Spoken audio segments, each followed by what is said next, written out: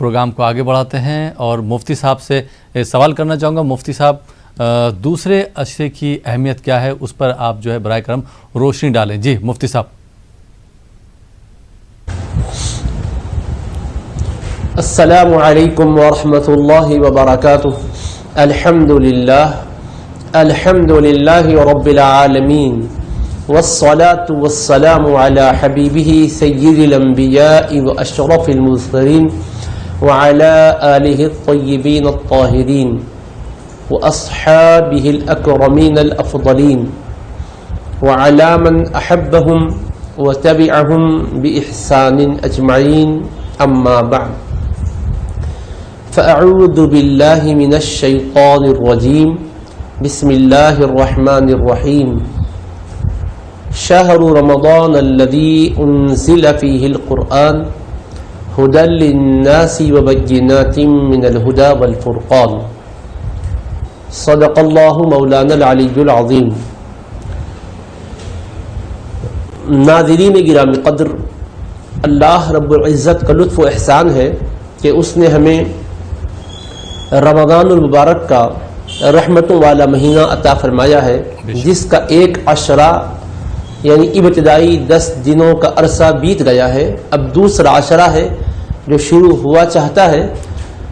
آپ نے دریافت کیا کہ دوسرے دہے سے متعلق، دوسرے عشرے سے متعلق کچھ ضروری باتیں عرض کی جائے تو پہلی بات تو یہ ہے کہ اللہ رب العزت کے حبیب علیہ الصلاۃ والسلام نے فرمایا ہوا شہر اولہ رحمہ واوسطہ مغفرہ وآخرہ عتق من النار. یہ وہ مہینہ ہے کہ جس کا ابتدائی دہا یعنی شروع کے 10 دن رحمتوں والے ہیں اور درمیانی دہا 20 کے 10 دن بخشش اور مغفرت والے ہیں.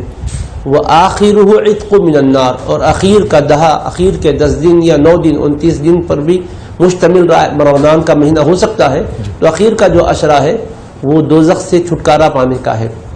درمیانی دہے کے لیے فرمایا کہ یہ بخشش اور مغفرت کے حصول کا ہے. تو لہٰذا اللہ کی رحمت کی وجہ سے آپ تراویح ادا کر رہے ہیں، روزے ادا کر رہے ہیں، قرآن کی تلاوت کر رہے ہیں. اب اس بات کی ہم کوشش کریں دوسرے دہے میں کہ ہمارے گناہوں سے ہمیں چھٹکارا مل جائے، بخشش اور مغفرت کی خیرات ہمیں حاصل ہو جائے.